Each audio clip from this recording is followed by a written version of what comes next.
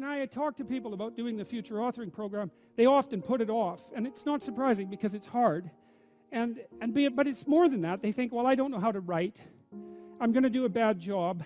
I don't really like assignments. I'm going to have to do it perfectly. I need to wait till I have enough time. And like one of those is enough to stop you cold, and all 5 of them, you're just done. And so I tell people, do it haphazardly, a tiny bit at a time, and badly. Because you can do that. I tell my students when they're doing their thesis, master's thesis, write a really bad first draft. And then we have a little conversation about that because they don't think I mean that.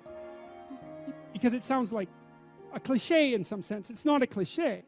It's not a cliche at all. It means you're a terrible writer. But if someone put a gun to your head and said, you have to have your 100-page thesis done by next Monday or I'll shoot you, but I don't care how terrible it is, you would sit down and write it.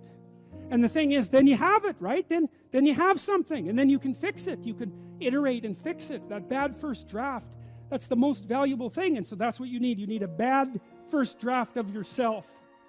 And there's an idea that Jung developed about the trickster and the jester, the comedian, right? That the trickster is the precursor to the saviour.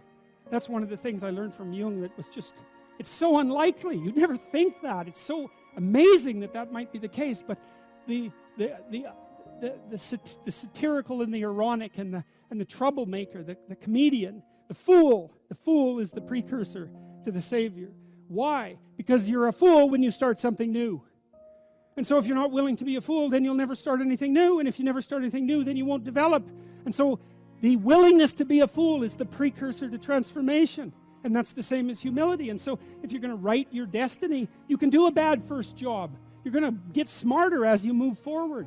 That's the thing, is that so something beckons to you. That's what happens here. Maybe the star that Geppetto wished on was the wrong damn star. But at least it was a star, right? At least it was in the sky.